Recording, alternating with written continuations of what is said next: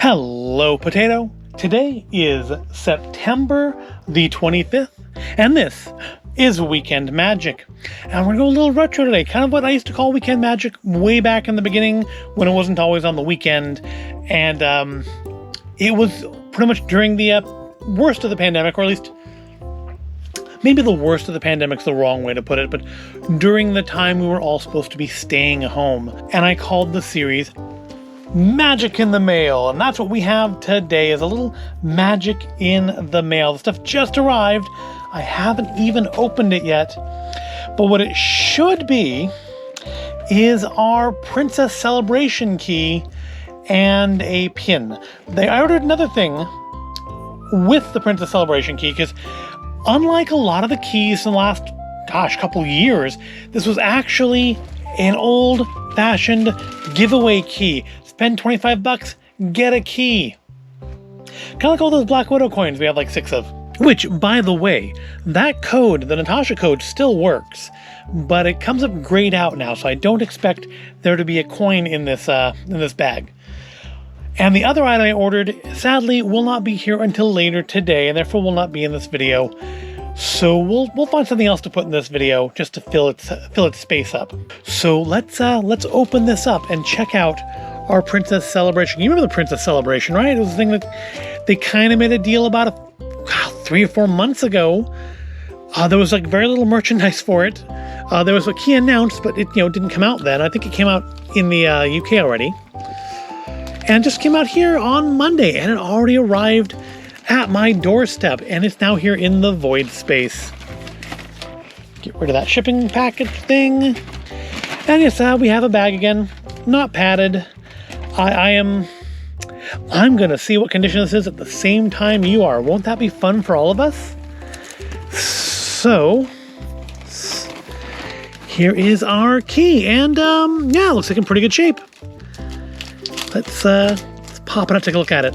I kind of wish they would do more like this. I kind of like them out of the box better than in the box. I don't mind them in the envelope though. That's kind of nice, because I can put it back in there.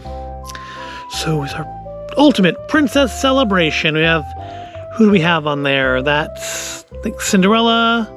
I think that's Anna and Elsa. Well, that's definitely Ariel. Aurora. I don't know who that is. Is that Princess and the Frog Girl? Tiana. No, or is that? No, that's Cinderella down there. So maybe that's Sleeping Beauty. No, that's Aurora. I don't know. Anyways, we have Pocahontas. Looks like Merida. Or maybe, no, I guess it's probably Rapunzel with the long hair, right? Then we have Jasmine, Mulan. That's got to be Cinderella. So who? Is that Tiana? That almost looks like Wendy from Peter Pan, don't you think? But I'm sure it's not. Well, because there's Ariel, so that's Moana. No, that's Merida. Yeah, there's Merida. That's definitely Merida. It's Moana. I don't know who they all are. Has princess lost in words? So now we can learn how to say princess in all these different languages. Assume you can actually read it. There you go. Let's look at the key, though. So the key has all of our princesses. Oh, yeah, they're all there.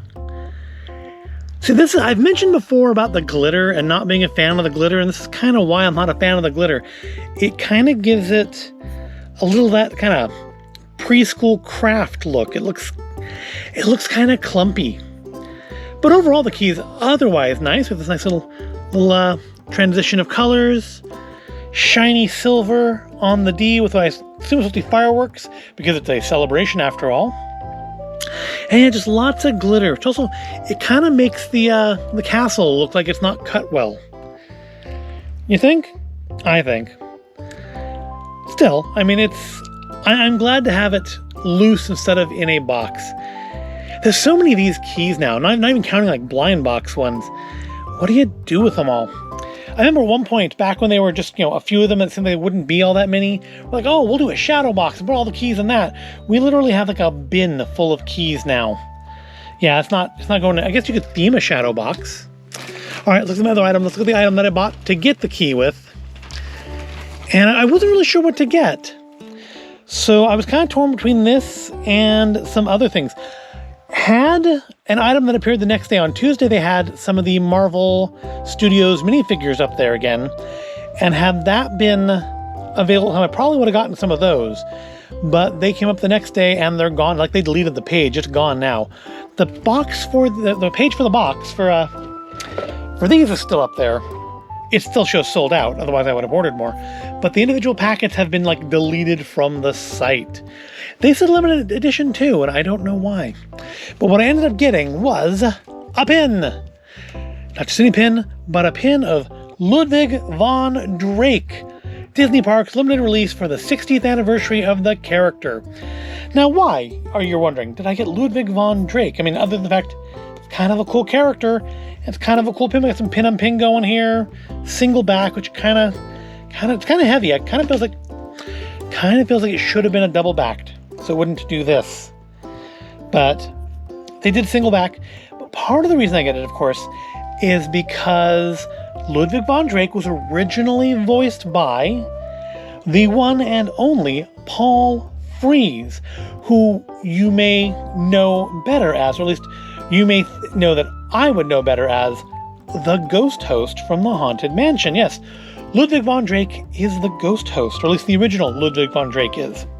So yeah, I got the Ludwig von Drake pin, because it's not a bad pin. I think it's a nice rendition of the character. His little foot unicycle there is just kind of neat.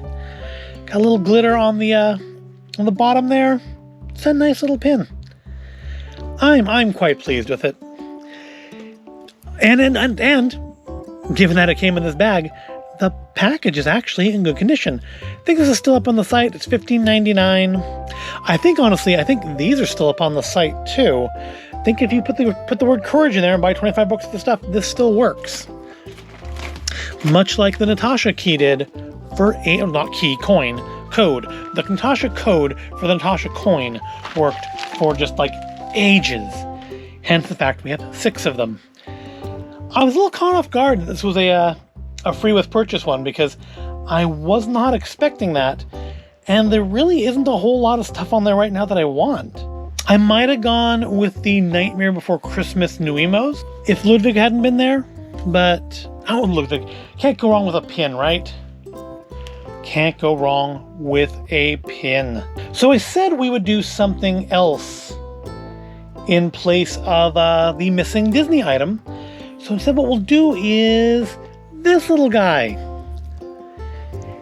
It is a teddy bear with a lovely little arrangement of fruit on his t-shirt.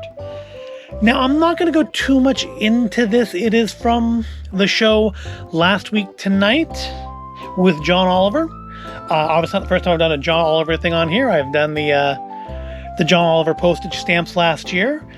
I do have the Day in the Life of Marlon Bundo book that was put out in part by that show. And this little guy here was released a couple weeks ago now. Yeah, because they didn't have a show on this last Sunday. So the Sunday before that, they released this. And it is, without going into too much detail, because that means going political, it's released because of the president of Belarus, Alexander Lukashenko, otherwise known as the last dictator in Europe. And it was released to raise money to support freedom of the press and human rights in Belarus. And I'm not going to go into too much more detail than that because, again, political. These bears are no longer available, unfortunately. You can still go to the site. I think it was like belarusbearforce.com, and you can still donate money to the cause. But the bears are all gone. I think they said on the show they had ordered 10,000 of them, and I got one. And it's just kind of a little generic teddy bear from Best Plush of New Jersey, USA. Don't worry, the bear's actually made in China, not New Jersey. Everything's made in China. But it's a little smaller than I thought it would be, but it's very cute. I really like the face on it. The nose, the eyes are just kind of your hard plastic eyes, but the nose is actually like soft and fuzzy, and the whole bear is a lot softer than I expected him to be. And I guess being small is kind of good because, one, it means more money was going to the charitable purpose of buying it to begin with, and two, it'll fit on a shelf space somewhere better than a full-size teddy bear would. Yeah, it's very cute. They are no longer available. They have this lovely arrangement of carrots and potatoes that don't at all look like what you're probably thinking they look like and sniggering like a child. So we'll put them aside. Yep, that's it. That's our stuff this week. A key, a pin, and a Bear Force bear, which means it's time for what got me through this week. And I actually went into this up as far as yesterday, well, a couple days ago, not knowing what I was going to say, which is very frequent. I really do need suggestions. So please, if you have suggestions about what got you through the week, leave them in the comments below. I really could use the help. But what I've ended up on is a book that I have taken like a couple years break on. It's a manga series called Monster by Naoki Urasawa. I'm probably mispronouncing the first name too. But Naoki Urasawa is a fantastic manga writer and artist. And I read the first 8 volumes. This is volume number 9. It's actually, these are like collected volumes. So I think each one of these is like 3 of the original volumes. So the whole real book is like 27 volumes or something. But yeah, they did these collected ones in a larger format than the original mangas were released in the US. And it tells the story of young Dr. Tenma there. Well, not so young, I guess, by the end of the book. But when he was a young and up-and-coming doctor, he made the decision to help a young boy who had been shot in the head and save his life instead of saving the life of somebody who would have been more politically expedient for his career. He made what any person would say is the moral correct choice. He saved the child. And it was the worst mistake he could possibly have made and led to decades of death. Well, like a decade of death, I guess. It's probably, I think, about 10 years between the start of the book and the bulk of the book. But if you've never heard of Naoki Urasawa, another series that actually, if you look, we pan up a little bit here, you will see on the shelf there behind Frostjack and Black Frost and Jack Frost, Black Frost, and Pyrojack is a series called 20th Century Boys, also by Naoki Urasawa. That's actually the first one I read of his. Actually, I don't know if you can see it, but Monster's on the shelf behind the free batteries display. The other first 8 volumes are up there. But I really, really have enjoyed his work, what I read of it. It's kind of just been this and 20th Century Boys. But this, yeah, we're in volume 9 now, about halfway through the last volume. It's a little sad because, it is the end. But all the characters are finally being brought together into one place, and many, many people are going to die. It's very good. It's what got me through this week.